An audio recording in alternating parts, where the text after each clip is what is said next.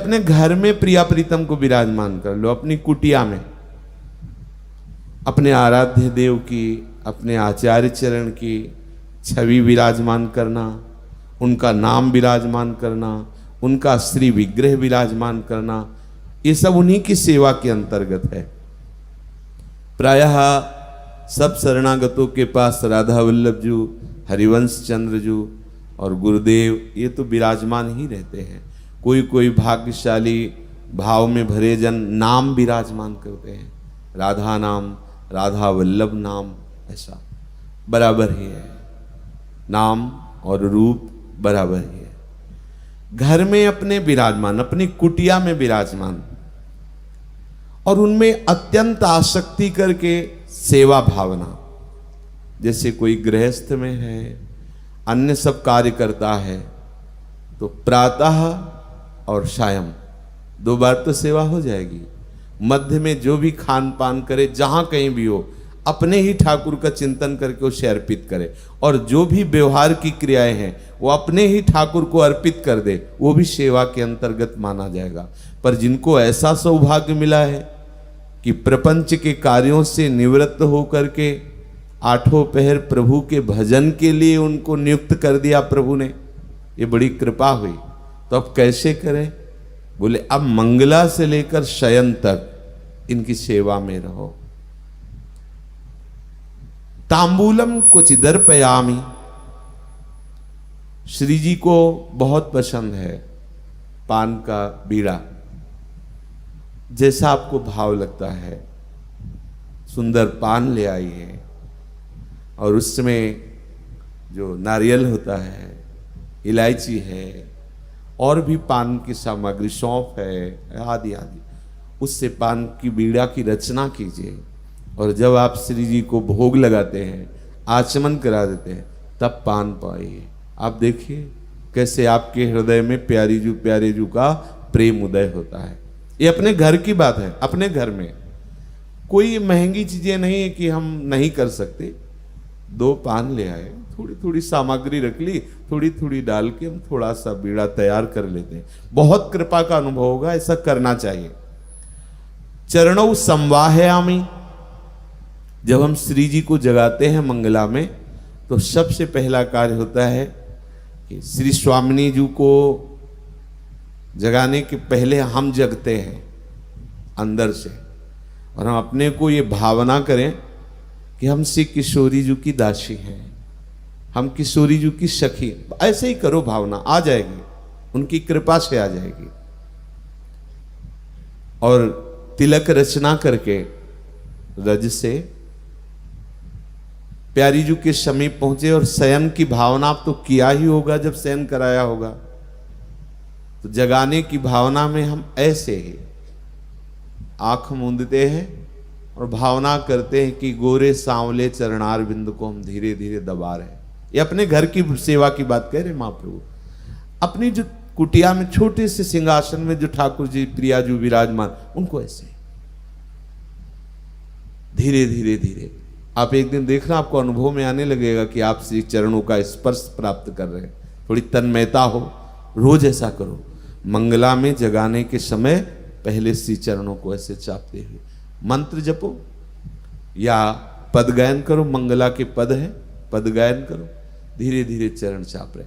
और शयन के समय, मध्याह्न में जब शयन कराए या रात्रि में जब शयन कराए, तब पद है चापत चरण मोहन लाल कुंवरी राधे पलंग पौड़ी सुंदरी नौबाल। ना पद आता हो तो शरणागत मंत्र, निज मंत्र, नाम, इनके द्वारा भी किया जा सकता है। धीरे धीरे आप चरण चापने की भावना कुछ क्षण करें। संवाहयामि, धीरे धीरे बड़ा सुख मिलेगा। देखना, कभी 4 गुलाब की पंखुड़ियां निकाल करके सैया बनाइए, सुंदर सुगंधित पुष्पों की सैया, या वृंदावन के नवीन कोमल कोमल पत्ते लाके 4 पत्ते ऐसे, और भावना करो सुंदर तकिया है, कितनी कोमल सैया है।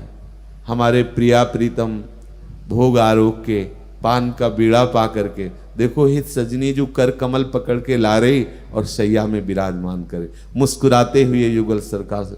अगर आपका हृदय कांप न पड़े तो कहना, परमानंद में, प्रेमानंद में कंपायमान हो जाएगा। जिस दिन कृपा करके जरा सा अनुभव हुआ कि सैया पर प्रिया प्रीतम विराजमान, धीरे धीरे चरण चाप रहे, प्यारे जो शयन कर रहे, उनके आंखों में नींद आ रही, धीरे से हाथ उठाए, साष्टांग प्रणाम किया, पर्दा कर दिया। प्यारे जो शयन कर रहे, बिल्कुल अपनी भावना में रहिए। चरणों संवाहयामि क्वचित मालाद्य परिमंडये। वृंदावन में यदि आपके पास पुष्प चयन करने का ऐसा कोई विधान नहीं, कोई बगीचा नहीं कुछ, तो आप पुष्प ले आइए, 2 4 10 पुष्प एकत्रित कर लीजिए। प्रियाजू भावना से रिश्ते हैं, धीरे धीरे उन पुष्पों को माला रूप में गूंथिए। हमारे राधा वल्लभ लाल जू में तो संपूर्ण आभूषण इस समय पुष्पों के ही बनते, फूलों का बंगला बनता है। अपने भावना से अपनी भावना पूर्ण करनी है। आपको लगता है हमारे पास पैसे नहीं, पुष्प लेने की कोई व्यवस्था नहीं, तो अभी हैं लताएं वृंदावन में, कोमल कोमल पत्ते ले आइए और उनका माला बना लीजिए। और भावना से अपने युगल सरकार, चाहे वो नाम रूप में विराजमान हो, चाहे वो छवि रूप में विराजमान हो, स्वयं बना करके पहनाए। खरीद के ला के पहनाना और स्वयं बना करके पहनाना बड़ा अंतर हो जाता है। वो बड़े भाग्यशाली जन हैं जो स्वयं अपने हाथ से श्री जी की सेवा करते हैं, स्वयं माला बनाई और श्री जी को अर्पित कर दी। मालाद्य ही परिमंडये।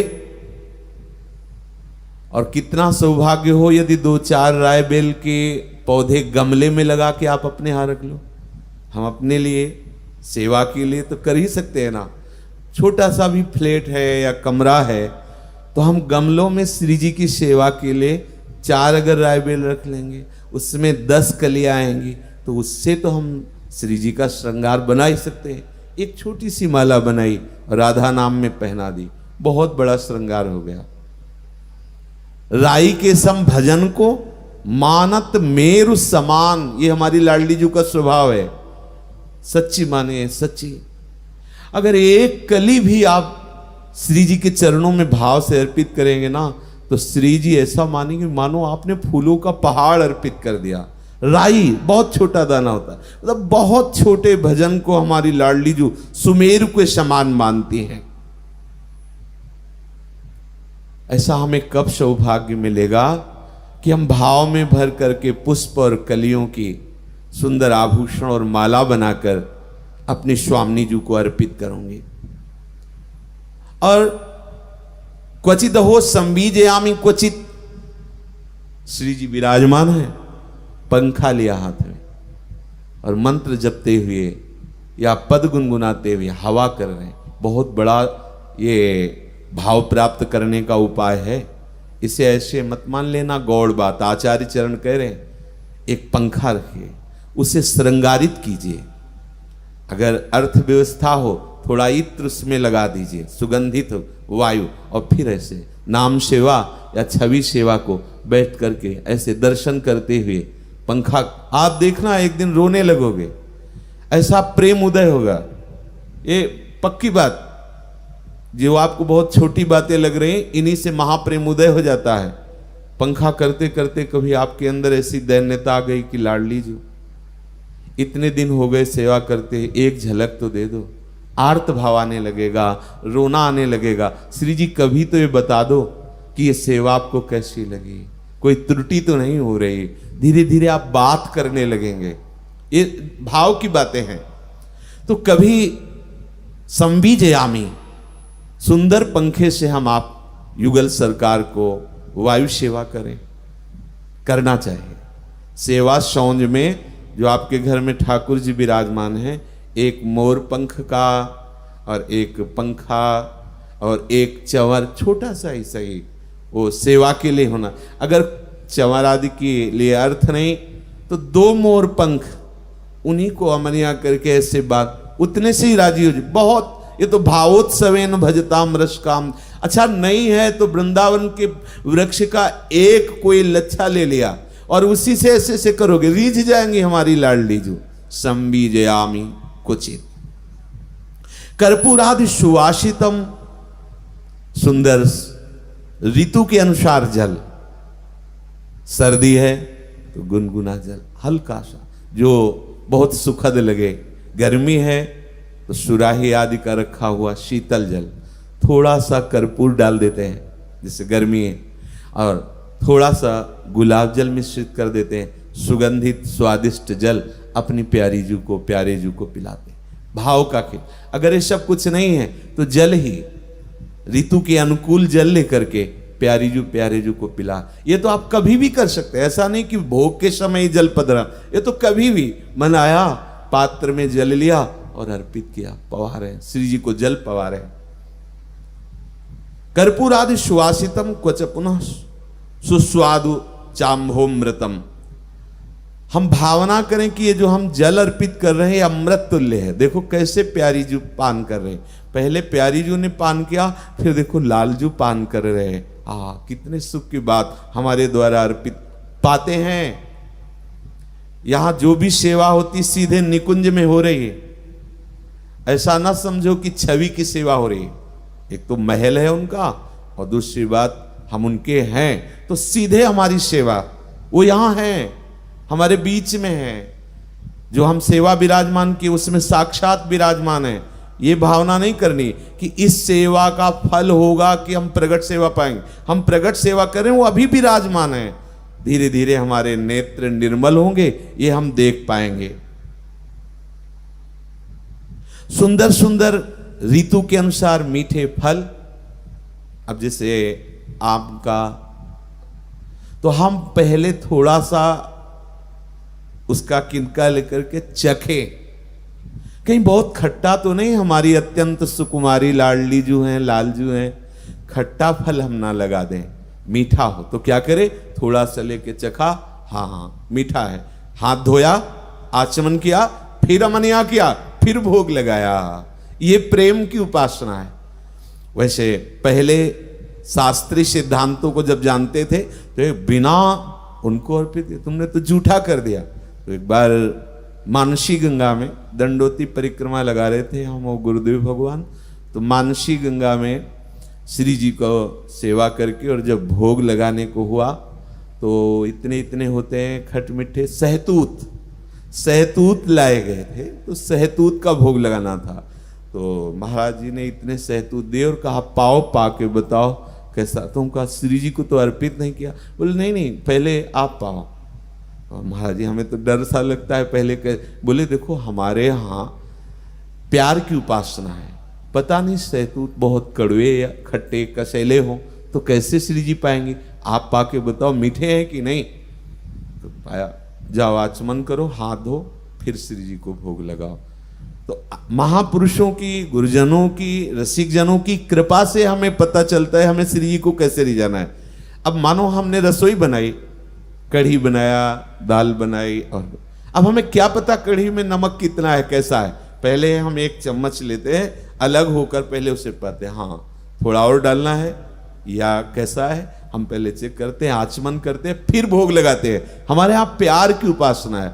हमारे लाडली लाल को कहीं कड़वा न लग जाए, कहीं खट्टा अधिक न लग जाए, कहीं उनको सुखद लगना चाहिए। इसलिए ऋतु के अनुसार सुखद फल, रसीला फल, ऐसे नहीं कि ऋतु के अनुसार शुष्क कठोर फल, नहीं, ऐसा नहीं।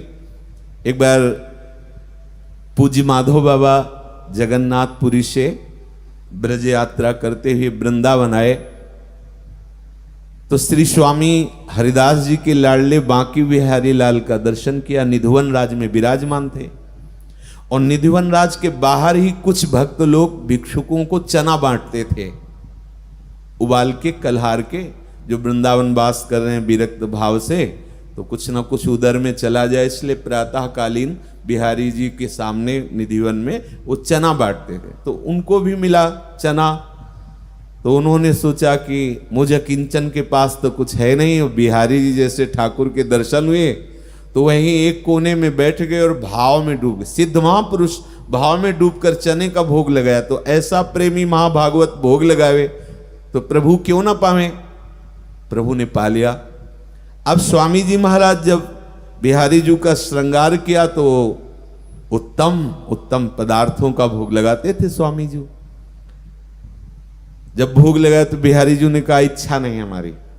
ये बिहारी जी बात करते हैं, हम लोग उन्हें श्री विग्रह के रूप में देखते हैं तो श्री विग्रह दिखाई देते हैं, साक्षात हैं।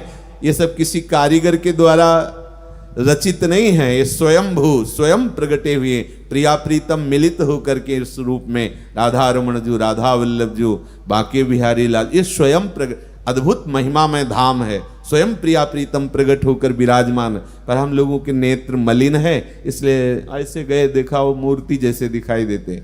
बिहारी जी ने कहा कि आज तो पाने की इच्छा नहीं, तो स्वामी जी महाराज ने कहा जय जय क्या हो गया, क्यों पान? वो थोड़ा पेट दुख रहा है। क्यों पेट क्यों दुख रहा है, क्या पा लिया? ओ माधोदास बाबा है ना जगन्नाथपुर से, तो उन्होंने हमें चने का भोग लगा दिया। फिर माधवदास बाबा श्रृंगार के दर्शन करने आए, स्वामी जी ने देखा, कहा माधवदास जी ये जगन्नाथ जी नहीं है, ये हमारे अत्यंत सुकुमार लाडले नवनिवृत्त निकुंज विलासी बिहारी जी महाराज है। आपने चने का भोग लगा दिया, इन्होंने पाया इनका पेट दर्द कर रहा है। अरे ये चीजें इनको भोग में नहीं, ऐसा मतलब भाव दर्शाया कि आपको ये देखना है कि अति सुकुमारी लाडली पी किशोर सुकुमार, उपासना के अनुसार। अब ऐसा नहीं कि चिरौरी हो, नहीं वो मंगलम धर दो, ऐसे ऐसे भाव की उपासना आपके पास नहीं है। आप एक गिलास जल केवल भोग लगाइए और भावना कीजिए अमुक अमुक पदार्थ पवा रहे, तो भावना से ही वो पदार्थ आपके पालेंगे, बहुत सोच समझ के। जैसे हम अपने सुकुमार बालक को कैसे रखते हैं, जो घर में लाडला बालक को सुकुमार, उसके अनुकूल भोजन, उसके ऐसे अत्यंत कोटि कोटि प्राणों को समर्पित कर देने पर भी वो बात अधूरी ही रह जाती है।